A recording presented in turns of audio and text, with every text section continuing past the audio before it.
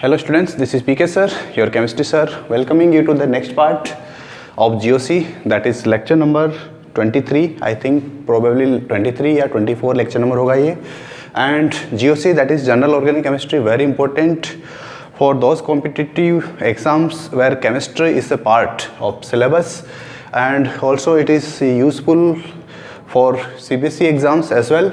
So in the last classes we were discussing about the mesomeric effect or resonance effect, and in that series we were discussing in the last video about application part of mesomeric effect or resonance effect. ठीक है, तो इससे पहले हम बहुत सी बातें इसमें देख चुके हैं इसी टॉपिक में, application part of this mesomeric effect which you can watch by clicking on the I button. Today we are discussing about the application, next application, that is reactivity of carbonyl compounds for NAR.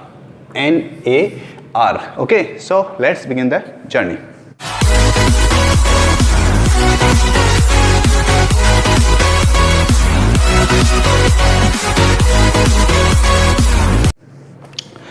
NAR, that is nucleophilic addition reaction, a characteristic reaction of carbonyl compounds. Carbonyl compounds की जो है एक बहुत ही important chemical reaction होती है nucleophilic addition reaction.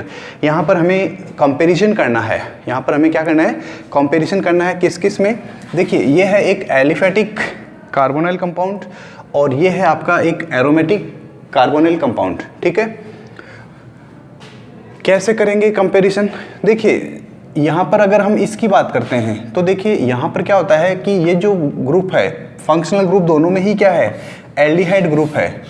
Functional group दोनों में क्या है, एल्डिहाइड, या जिसको आप बोल सकते हैं कि कार्बोनाइल ग्रुप है. ठीक है, नेक्स्ट यहाँ पर इस कार्बोनाइल ग्रुप के साथ में, इस कार्बोनाइल ग्रुप के साथ में एक फिनाइल ग्रुप लगा हुआ है, ऐसे बेंजीन रिंग, एक बेंजीन रिंग की फॉर्म में फिनाइल ग्रुप प्रेजेंट है, और यहाँ पर एक छोटा सा ग्रुप मिथाइल प्रेजेंट है, that is aliphatic case and this is aromatic case. यहाँ पर ये जो ग्रुप है इसका नेगेटिव आई इफेक्ट और पॉजिटिव एम इफेक्ट होता है, और ये हमें पता है जनरली कि एम जो होता है उसको प्रायोरिटी दी जाती है आई इफेक्ट पे. ठीक है, अब यहाँ पर लॉजिक क्या होता है, देखिए जनरली न्यूक्लियोफाइल होता है, न्यूक्लियोफाइल जिसको हम NU बोलते हैं, और NU के ऊपर हम नेगेटिव चार्ज से उसको हम डिनोट करते हैं. न्यूक्लियोफाइल का जो अटैक होगा, न्यूक्लियोफाइल का अटैक होगा किस पर होगा, इस कार्बन पर, इस कार्बन पर न्यूक्लियोफाइल का अटैक होगा. ठीक है, और जब इस कार्बन पर न्यूक्लियोफाइल का अटैक होगा तो न्यूक्लियोफाइल के ऊपर नेगेटिव चार्ज है, नेगेटिव चार्ज के साथ में ये अटैक करेगा. लेकिन किस पे ज़्यादा अटैक होगा ये डिपेंड करता है कि इस कार्बन के चारों तरफ स्पेस में, इस कार्बन के चारों तरफ कितने टाइप के एटम्स या कितने बड़े बड़े ग्रुप्स प्रेजेंट है. ठीक है, यहाँ पर अगर हम देखें तो यहाँ पर हाइड्रोजन है, यहाँ पर भी हाइड्रोजन है, वो तो सेम ही है. लेकिन अगर आप मिथाइल ग्रुप की साइज़ और इस बड़े फिनाइल ग्रुप की साइज़ की बात करें तो यहाँ पर जो फिनाइल ग्रुप है उसका जो साइज़ है वो बड़ा है with respect to methyl group, और साइज बड़ा होने से क्या होगा, इस न्यूक्लियोफाइल के लिए इसके ऊपर अटैक करना थोड़ा सा डिफिकल्ट होगा. ठीक है, with respect to that one. मैं ये नहीं कह रहा हूँ कि न्यूक्लियोफाइल अटैक नहीं होगा, यस अटैक होगा, लेकिन ईजनेस ज़्यादा आसानी से किस में होगा, उस वाले में. क्यों होगा ऐसा, क्योंकि यहाँ पर ये जो फिनाइल ग्रुप है, बेंजीन रिंग है, उसका साइज बड़ा है, काफ़ी बड़ा है, इसलिए इसका यहाँ पर क्या होता है, इफेक्ट आता है. ठीक है, तो साइज बड़ा है इसलिए इस पर न्यूक्लियोफाइल का अटैक कम होगा, less attack of nucleophile, and that's why ये लेस रिएक्टिव होगा. किससे, with respect to aliphatic carbonyl compound. तो यहाँ पर एक हम जनरलाइजेशन कर सकते हैं क्या, कि aromatic carbonyl compounds are less reactive due to positive M और steric hindrance of benzene with respect to aliphatic carbonyl compound. ये जो एलिफेटिक कार्बोनाइल कंपाउंड है इसकी कंपैरिजन अगर हम इसके साथ करते हैं तो ये आपको याद रखना है कि इन दोनों में ऐसा रिएक्टिविटी का ऑर्डर होता है. ठीक है, नेक्स्ट एग्जांपल देखते हैं हम. ये है आपका एल्डिहाइड और ये है ketone, second aldehyde and ketone. Example देखिए, यहाँ पर क्या होता है, ये सेम स्ट्रक्चर हम लोग बनाना जानते हैं, correct.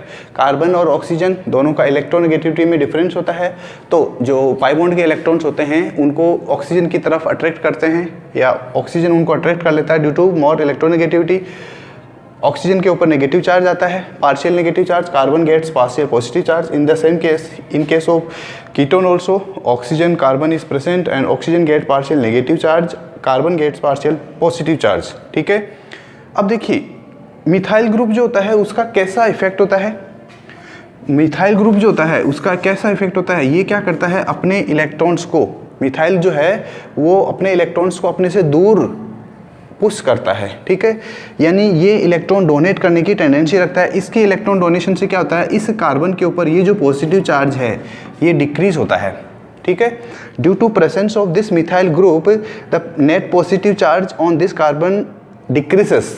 In this case comparison करते हैं इसके साथ, ये है मिथाइल ग्रुप और ये है मिथाइल ग्रुप। कीटोन के अंदर दो मिथाइल ग्रुप प्रेजेंट है, here it is one group and here there are two methyl group. Okay, एक मिथाइल ग्रुप की वजह से क्या होगा, इसका पॉजिटिव चार्ज डिक्रीज होगा और दूसरे मिथाइल ग्रुप से पॉजिटिव चार्ज और डिक्रीज होगा। ठीक है, न्यूक्लियोफाइल का अटैक होगा। न्यूक्लियोफाइल अटैक किस पे करता है, पॉजिटिव सेंटर पे, इधर भी पॉजिटिव सेंटर पे। इसको जहाँ पर पॉजिटिव चार्ज ज़्यादा दिखेगा उस जगह पे ये ज़्यादा अटैक करेगा। अब आप यहाँ समझ सकते हैं कि एक मिथाइल ग्रुप की वजह से इस कार्बन पे पॉजिटिव चार्ज ज़्यादा है with respect to this case, ketone के केस में। ठीक है, तो ज़्यादा पॉजिटिव चार्ज इस कार्बन पे, इसलिए यहाँ पर क्या होगा, ये रिएक्टिविटी इसकी ज़्यादा होगी। किसके साथ कंपैरिजन कर रहे हैं हम, कीटोन के साथ। तो हमने एक जनरलाइजेशन कर दिया, क्या, generally aldehydes are more reactive than ketones. ठीक है, ये एक इसका इम्पोर्टेंट यूज़ है, एक इम्पोर्टेंट एप्लीकेशन है that can be helped, that can be explained with the help of M effect. This can be explained with the help of M effect. Next example देखिए, next application part.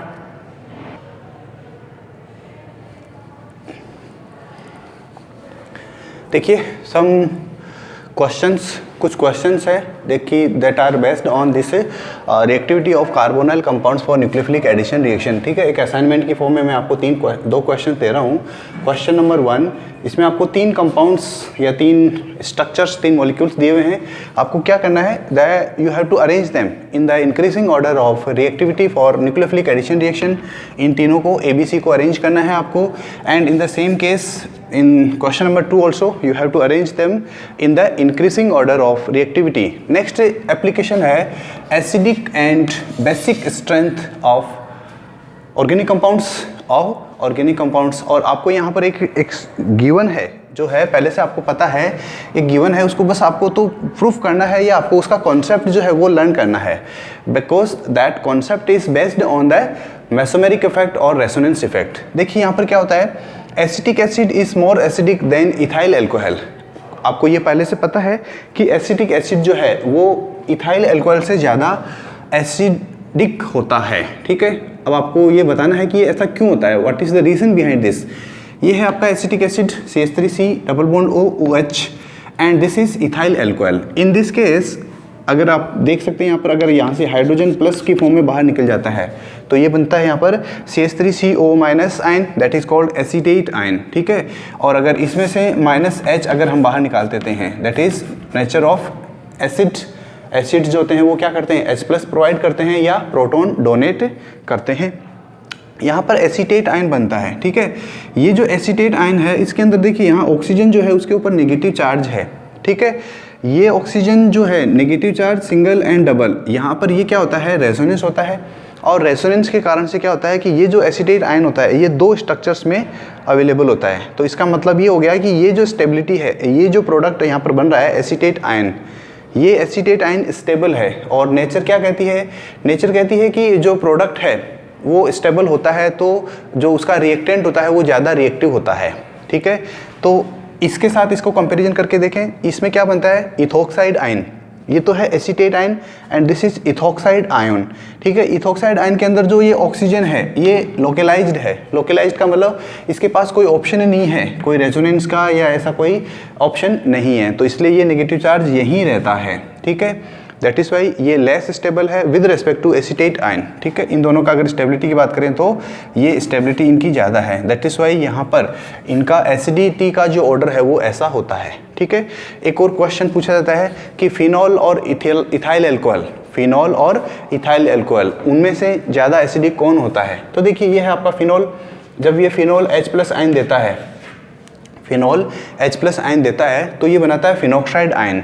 और ये जो phenoxide ion है ये resonance से क्या होता है? स्टेबल होता है। Negative charge, single bond, double bond, यहाँ पर क्या होता है? रेजोनेंस होता है और इसकी बहुत सारी रेजोनेटिंग स्ट्रक्चर्स होती है। तो इस वजह से क्या होता है, ये जो इसका फिनॉक्साइड आयन होता है ये स्टेबल होता है। किससे? इथाइल अल्कोहल से बनने वाला जो स्टेबल इसका जो प्रोडक्ट है, इंटरमीडिएट है जो, उससे इसका जो स्टेबिलिटी ज़्यादा होता है। दैट इज़ वाई फिनॉल जो है वो इथाइल अल्कोहल से ज़्यादा एसिडिक होता है।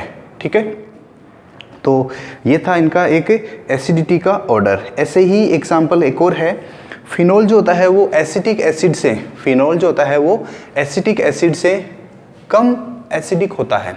फिनॉल एसिटिक एसिड से कम एसिडिक होता है। ठीक है, हमें इसको प्रूव करना है। ठीक है, सो लेट्स डू इट।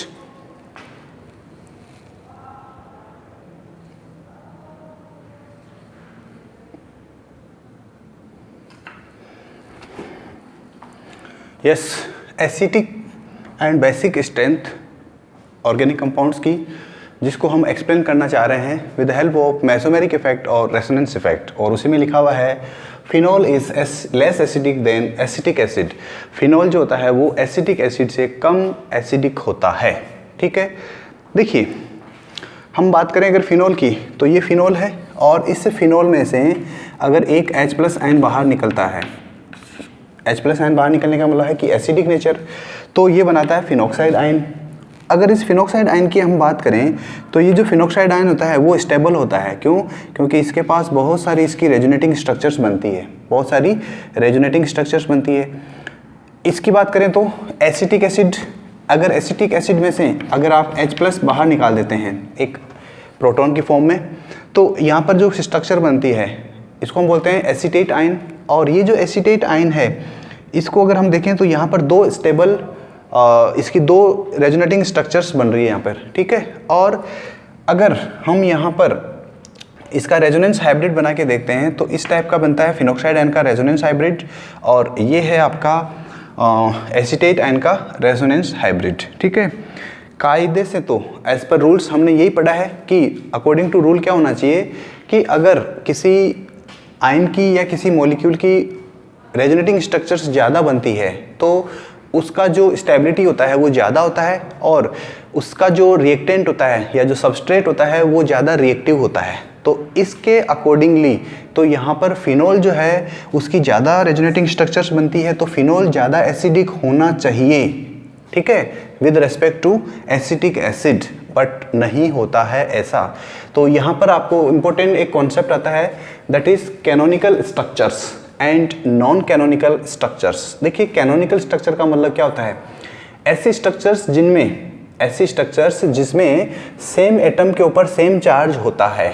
किसी रेजोनेटिंग स्ट्रक्चर में अगर सेम एटम पर सेम चार्ज होता है किसी आयन या किसी मॉलिक्यूल की, तो उनको हम बोलते हैं कैनोनिकल स्ट्रक्चर्स। क्या बोलते हैं उनको हम? Canonical structure. ठीक है, और नॉन कैनोनिकल स्ट्रक्चर क्या होती है? जिसमें सेम एटम पर सेम चार्ज नहीं होता है, सेम एटम पर सेम चार्ज नहीं होता है, या अनइक्वल एटम्स जो होते हैं उनके ऊपर सेम चार्ज होता है। तो ऐसी जो स्ट्रक्चर्स होती है उनको हम बोलते हैं non canonical structure. Same atom पर सेम चार्ज, यानी जैसे मान लीजिए अगर कार्बन कार्बन कार्बन है तो सभी पे नेगेटिव नेगेटिव नेगेटिव चार्ज ही होना चाहिए। तो उस कंडीशन में मतलब किसमें? किसी मॉलिक्यूल या किसी आयन की रेजोनेटिंग स्ट्रक्चर में अगर कार्बन है, कार्बन के ऊपर अगर सभी में नेगेटिव नेगेटिव नेगेटिव आ रहा है, that means same charge on same atom, that is called resonating, that is called canonical structure. ठीक है, और अगर कार्बन एक कार्बन पर पॉजिटिव आ रहा है और उसमें फिर दूसरे कार्बन के ऊपर नेगेटिव चार्ज आ रहा है, या अनइक्वल एटम्स पे कार्बन पे पॉजिटिव आ रहा है और ऑक्सीजन पे भी पॉजिटिव आ रहा है, then that is called non canonical structure. ठीक है, अब इसका हमें क्या यहाँ पर यूज़ करना है?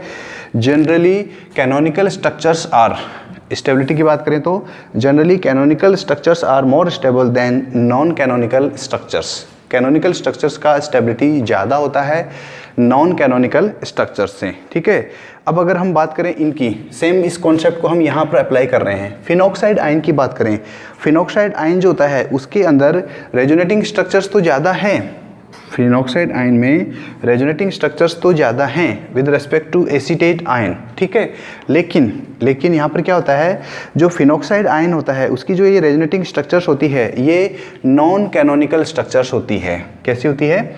नॉन कैनोनिकल स्ट्रक्चर्स होती है। अब ये इसका क्या मीनिंग हुआ? देखिए यहाँ पर इसकी रेजोनेंस हाइब्रिड की स्ट्रक्चर को देखिए यहाँ पर ऑक्सीजन के ऊपर नेगेटिव चार्ज है, इस कार्बन के ऊपर नेगेटिव चार्ज है, इस कार्बन पे नेगेटिव चार्ज, कार्बन पे नेगेटिव चार्ज, यानी अनइक्वल एटम्स पे सेम चार्ज, अनइक्वल एटम्स पे सेम चार्ज। सेम चार्ज का मतलब नेगेटिव चार्ज है सभी में, अनइक्वल एटम पे। तो ये स्ट्रक्चर्स जो इसकी बनती है ये सब कैसी है? Non canonical structures. बात करते हैं हम एसीटेट आयन की।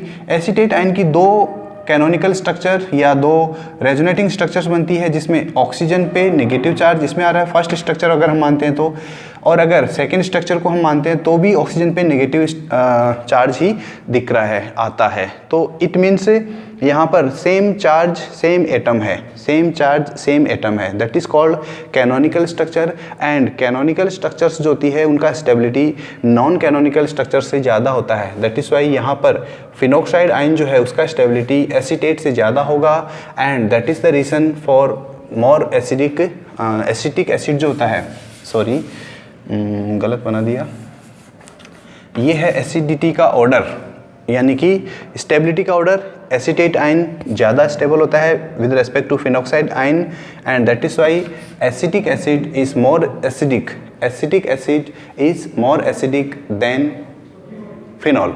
ठीक है, so this is the important concept. अब आपके लिए एक और असाइनमेंट है जो मैं आपको बता रहा हूँ, वो है benzoic acid is more acidic then acetic acid. ये आपको असाइनमेंट करके देखना है। असाइनमेंट नंबर बी, आज की डेट का असाइनमेंट नंबर बी, पहला क्वेश्चन क्या है कि जो बेंजोइक एसिड है, बेंजोइक एसिड जो है वो एसिटिक एसिड से ज़्यादा, ये है बेंजोइक एसिड और ये आपका एसिटिक एसिड से ज़्यादा एसिडिक होता है। इसको आपको कॉन्सेप्ट की हेल्प से बताना है, with the help of concept. ठीक है, और सेकंड है फॉर्मिक एसिड बेंजोइक एसिड से ज़्यादा एसिडिक होता है। सेकंड क्या है इसमें? Formic acid, Fa, formic acid is more acidic then, formic acid जो है वो मोर एसिडिक होता है किसके साथ? बेंजोइक एसिड से। ठीक है, बेंजोइक एसिड में शॉर्ट में लिख रहा हूँ, Fa का मतलब फॉर्मिक एसिड, बेंजोइक एसिड के लिए Ba यूज़ कर रहा हूँ। ये इन दोनों का कॉन्सेप्ट जो है वो आपको यहाँ पर डिस्कस करना है, उसको आपके बारे में उसके बारे में हम यहाँ पर बात करेंगे। ठीक है, तो ये था आपका इम्पोर्टेंट कॉन्सेप्ट एसिडिक बिहेवियर का, एसिडिक बिहेवियर का। ठीक है, अब इसके बाद में देखिए नेक्स्ट जो आता है वो है आपका बेसिक नेचर। बेसिक नेचर, तो बेसिक नेचर की बात करते हैं हम।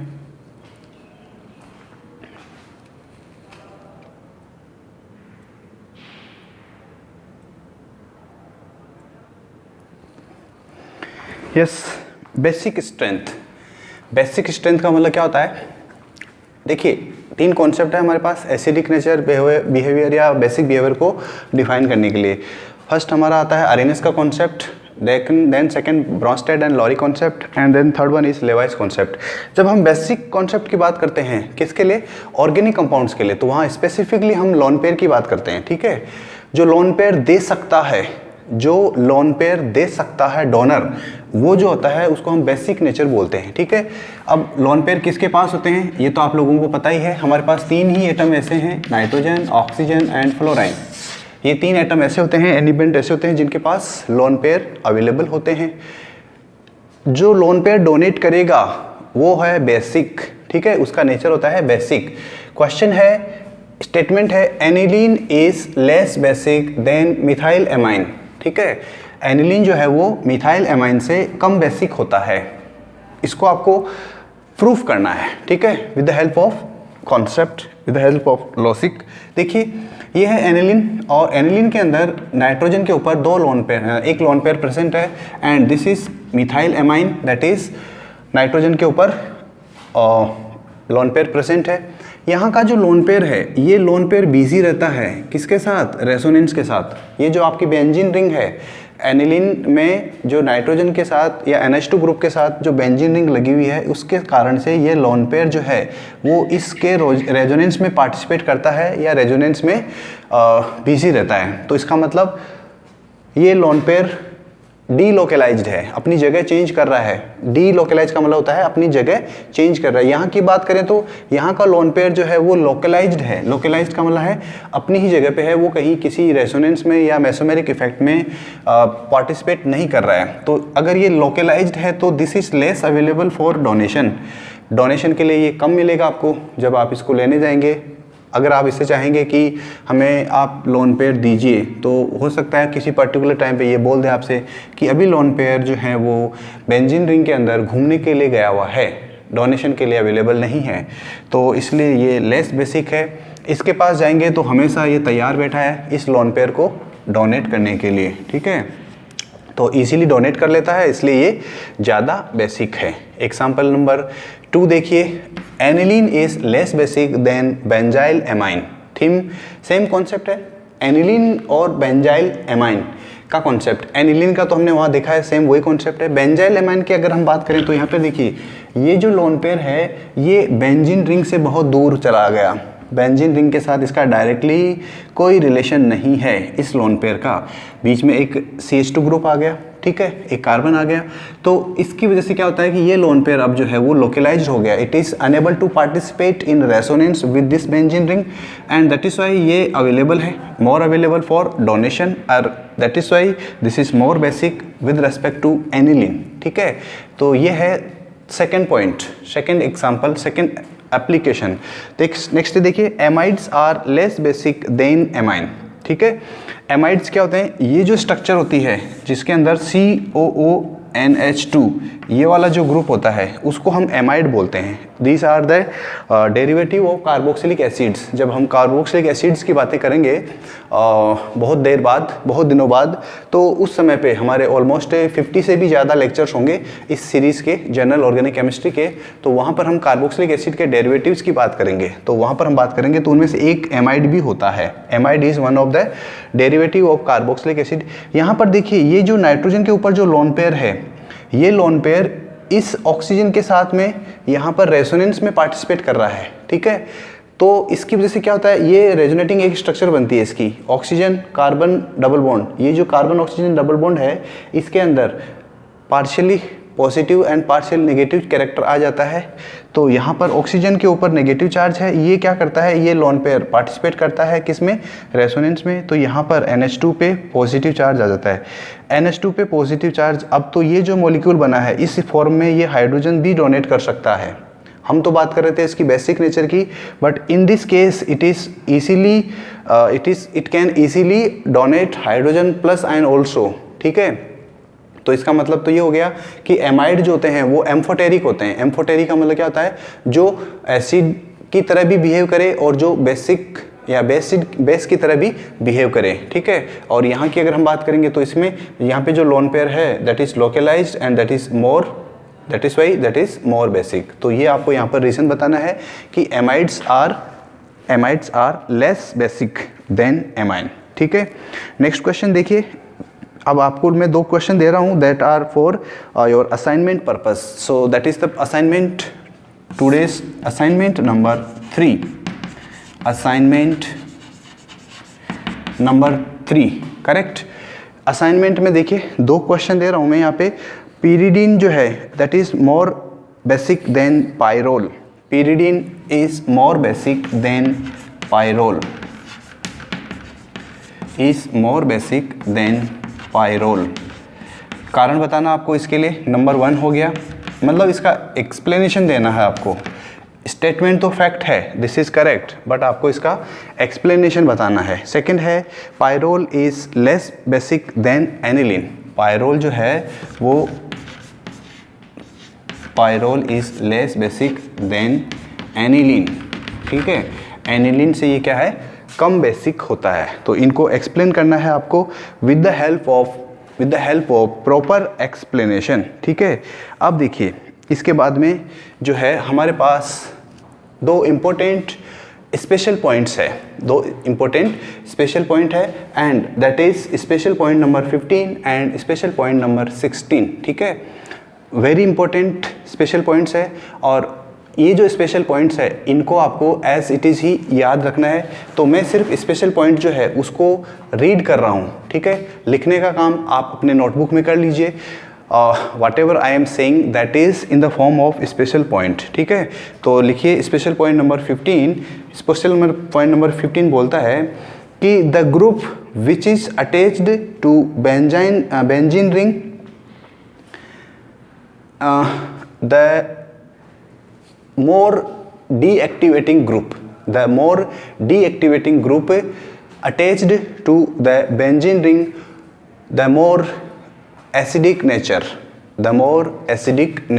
मतलब समझ में आया कि बेंजीन रिंग के साथ में जो आपका ग्रुप लगा हुआ है वो जितना ज़्यादा डीएक्टिवेटिंग होगा, वो जो मॉलिक्यूल होगा वो उतना ही ज़्यादा एसिडिक होगा, ठीक है। और बेस जो होगा वो उतना ही वीक बेस होगा, कार्बोकेटाइन जो होगा वो इतना ही लेस स्टेबल होगा, और कार्ब एनाइन जो है वो उतना ही स्टेबल ज़्यादा होगा, ठीक है। ये इतनी सारी बातें मैंने बताई है डीएक्टिवेटिंग ग्रुप के साथ। अगर आपका जो बेंजीन रिंग है उस बेंजीन रिंग के साथ कोई डीएक्टिवेटिंग ग्रुप लगा हुआ है, डीएक्टिवेटिंग ग्रुप, देखिए डीएक्टिवेटिंग ग्रुप को आपकी टेक्स्ट बुक के अंदर एक और नाम दिया गया है, और इसको वहां पर बोला गया है EWG, that is called electron withdrawing group. तो अगर किसी बेंजीन रिंग के अंदर कोई इलेक्ट्रॉन विड्रॉइंग ग्रुप लगा हुआ है तो उससे क्या होगा, वो जो बेंजीन रिंग है, वो जो एसिड होगा, अगर मॉलिक्यूल आपका एसिडिक नेचर वाला है तो उसकी एसिडिक नेचर ज़्यादा होगी, अगर मॉलिक्यूल बेसिक नेचर वाला है तो उसकी बेसिक नेचर कम होगी, और अगर कार्बोकेटाइन है तो उसका स्टेबिलिटी कम होगा, और कार्ब एनाइन है तो उसका स्टेबिलिटी ज़्यादा होगा, ठीक है। ये है स्पेशल पॉइंट नंबर 15, और इसके बाद में आता है special point number 16। Special point number 16 very important, ठीक है। क्या कहता है स्पेशल पॉइंट नंबर 16 कि मेटा इफेक्ट जो मेसोमेरिक इफेक्ट जो होता है उसमें पाई इलेक्ट्रॉन्स का कंप्लीट ट्रांसफ़र होता है, करेक्ट। तो पाई इलेक्ट्रॉन का कंप्लीट ट्रांसफ़र होता है मेसोमेरिक इफेक्ट में। The transfer of electrons, complete transfer of electrons, pi electrons, the complete transfer of pi electrons takes place in mesomeric effect, that is why जो m effect होता है उसका जो value है वो ऑर्थो और पैरा पोजीशन पे इक्वल होता है, ऑर्थो एंड पैरा पोजीशन पे इक्वल होता है, मेटा पोजीशन पे 0 होता है, ठीक है। किसकी बात कर रहे हैं, एम इफेक्ट की बात, ठीक है। मेटा पोजीशन पे 0 है और ऑर्थो पैरा पोजीशन पे इक्वल होता है। Next in I effect partial transfer और shifting of electrons, sigma electrons takes place, that is why. देखिए आई इफेक्ट होता है उसके अंदर सिग्मा इलेक्ट्रॉन जो होते हैं उनका शिफ्टिंग होता है, और ये जो सिग्मा इलेक्ट्रॉन का जो शिफ्टिंग होता है ये डिस्टेंस बढ़ने पर इसका इफेक्ट जो होता है वो क्या होता है, घट जाता है। डिस्टेंस बढ़ने पर इसका इफेक्ट घट जाता है। अब इसको हम कैसे करेंगे एक्सप्लेन, इसको एक्सप्लेन करने के लिए आपको एक सिंपल सा मॉलिक्यूल बनाया गया है और इसको हमने बोला है बेंजीन, ठीक है। और इस बेंजीन के ऊपर देखिए यहाँ पर एक कोई ग्रुप लगा हुआ है, जी मान लेते हैं। अभी हमें ये नहीं पता है कि ये जी है या क्या है, मान लीजिए इसको हमने EWG बोल देते हैं, इसको EWG ये लगा हुआ है, इसको इलेक्ट्रॉन विड्रॉइंग ग्रुप लगा हुआ है। इस ग्रुप की प्रेजेंस के लिए, इस पोजीशन के लिए ये वाली पोजीशन ऑर्थो है, ये वाली पोजीशन भी ऑर्थो है। दिस पोजीशन जो है वो मेटा है, ये पोजीशन भी मेटा है, और ये पोजीशन जो है वो पैरा है, ठीक है।